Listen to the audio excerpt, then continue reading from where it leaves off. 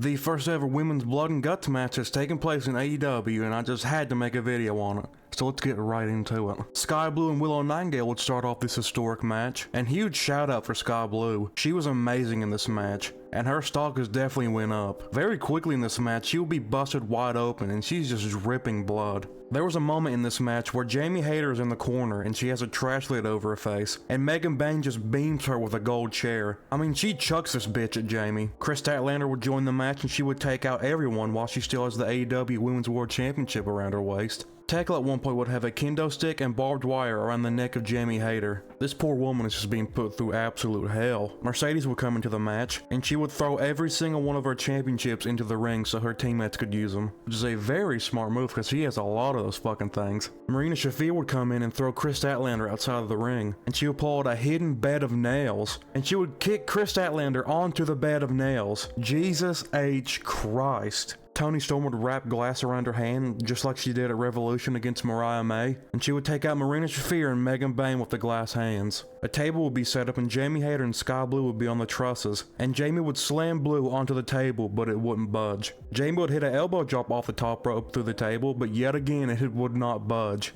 Tekla and Julia Hart would escape the cage, and Tekla would spear the ref so they could take his keys and open up the door. And with the door open, Mercedes would throw Jamie Hayter down the steps. Mercedes would try and run and climb up the trusses, but Kris Statlander would follow her. And with Mercedes on her shoulders, Kris Statlander would hit a Samoan drop from the trusses through a table. Toni and Mina would DDT Maria Shafir on the broken glass. Toni would put a mirror onto Marina in the corner, and she would go for the hip attack, but Marina would throw the mirror through Toni's face. Willow would suplex Megan Bayne onto the hard middle in between the two rings. Mina would put Megan Bayne into a figure 4 with a bat, but Marina Shafir would stomp on broken glass so it would get in her foot and she would stomp Mina with it. And with Marina choking out Mina and Megan Bayne hitting her in the back with the TNT Championship, Toni Storm has no choice but to surrender to save the person she cares for most, and the heels have won the first ever women's blood and guts match. Just a fantastic match all around. Everyone shined in this match. AEW has an amazing women's division with many stars they can build around for years to come. But while we're all here, let's talk about the rest of the show. Hangman Adam Page would face Powerhouse Hobbs in a Falls Count Anywhere match. Hobbs would power slam Hangman onto the apron, then the announce table, and Hobbs would finish it off power slamming Hangman onto the steel steps, just completely breaking his back.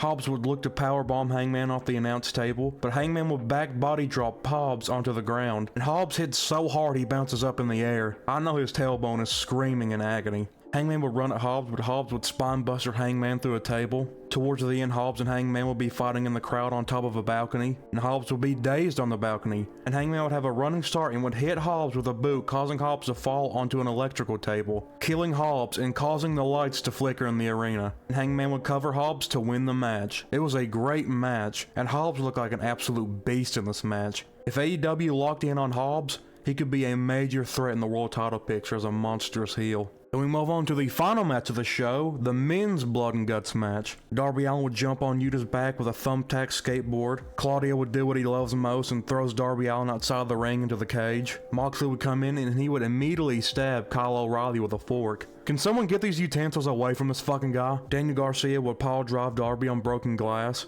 and Moxley would drag Darby through the broken glass, and Kyle O'Reilly is just pouring the blood. This shit looks like a horror movie. Mark would hit a J Driller on Yuta on top of the cage. Moxley would staple Orange Cassidy's hands in his pockets. Gabe Kidd would light 2 tables on fire, and Pac would throw Darby off the stage through the flaming tables. Moxley would have a bulldog choke on Kyle O'Reilly while he has a chain around him, but Kyle won't give up and flips off Moxley. Kyle would put Moxley in an ankle breaker on the broken glass, and after weeks of doing anything he could so he wouldn't tap out to Kyle O'Reilly, Moxley would finally tap, and the baby faces would pick up the victory in a great match. I like the women's blood and guts match a little bit more, but this match was still great. This is just an amazing night of wrestling. Now originally I was just gonna do a quick video talking about the women's blood and guts match, but I couldn't help myself, these matches look too good. But that is all I have for you today. I just wanted to quickly discuss the first ever women's blood and guts match, and hopefully there's many more, because women in wrestling have proved that whatever the men can do, they can do too, and sometimes even better. Did you enjoy the blood and guts matches? Let me know in the comments, but most importantly, I hope you all enjoyed this video. I'll make more silly videos like this in the future, so stop on by when the time comes.